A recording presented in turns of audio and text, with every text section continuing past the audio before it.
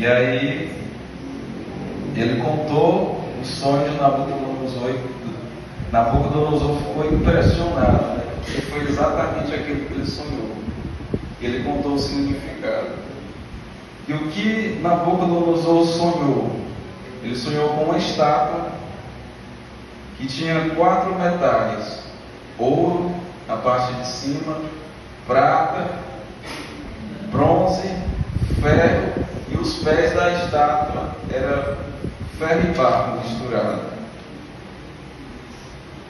A parte de ouro representava o Império Babilônico, o primeiro Império Mundial, o Império de Nabucodonosor. E Daniel teve a coragem de olhar nos olhos de Nabucodonosor e falar: olha, sabe o que isso significa? O seu império, por mais que seja grande, seja rico, seja glorioso, ele vai passar. Ele vai passar. E aí, depois veio o Império Medo-Persa, conforme a profecia dizia, que era o império da parte de prata. Depois veio o Império Grego Macedônico, o Império de Alexandre o Grande. E por último, o Império Romano, que teve a sua fase pagã e a sua fase cristã, que nós conhecemos, né, como Igreja Apostólica Romana.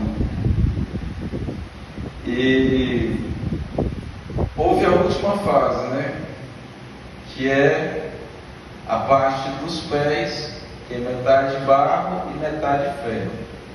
E aí, se você ler, vai dizer o seguinte, que as pessoas iam tentar fazer um império mundial como no passado. O império era várias nações comandado por uma única pessoa, o imperador. E eles tentaram fazer muito isso lá na Europa, né? Teve uma monarca aí que ficou conhecida como a prima da Europa, né? Ela tinha parente em vários países da Europa, né? Por quê? Porque um país casava com alguém, né, de outro país para ver se juntava e para formar um império, né? Mas a profecia tinha dito que assim como o ferro e o barro não se misturam, eles não iam conseguir formar um império. Então a profecia se cumpriu à risca. E qual é o versículo seguinte? Esse que a gente leu. Nos dias desses reis, que reis? Nos dias da Europa atual, aparecerá um reino que nunca será destruído, e esmiuçará todos os outros reinos.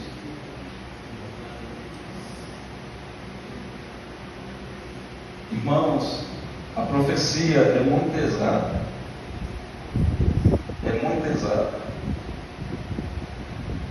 Isso aqui não é falácia, não é ilusão. Isso aqui é a verdade, é a mais pura verdade. Nós estamos vivendo no limiar do reino eterno. Em breve Cristo vai retornar. Amém. E vai estabelecer o seu reino eterno. E o que ficou para trás, ficou para trás. As glórias desse mundo vai passar. Assim como Babilônia passou, o Império Medo-Persa passou, o Império Grego passou, o Império Romano passou.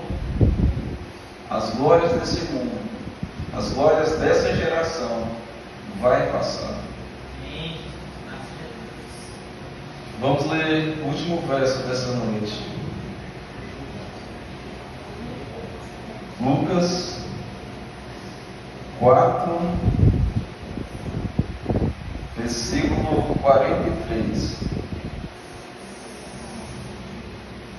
Lucas 4, 43.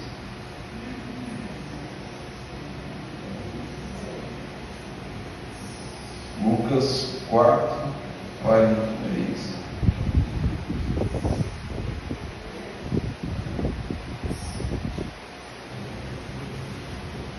Lucas 4, 43.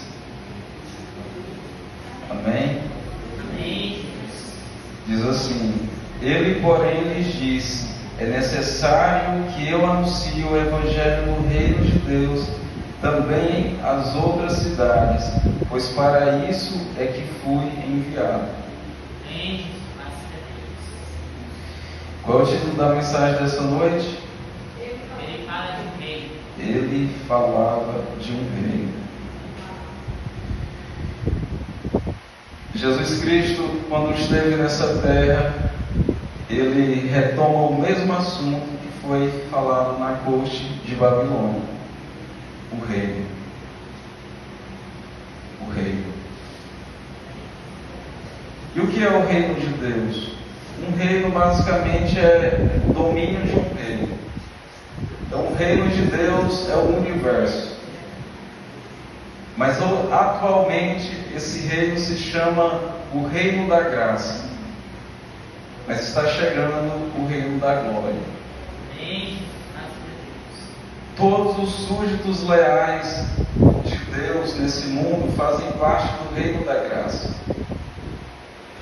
E se perseverarem, se persistirem, se forem fiéis até o fim, se forem fiéis, se preciso for, até a morte, farão parte do reino da glória. Amém. Jesus falava de um reino. Eu tenho me comprometido a não apenas pregar, mas testemunhar também. Visitando o irmão, ele me falou que está pretendendo dar estudo para um casal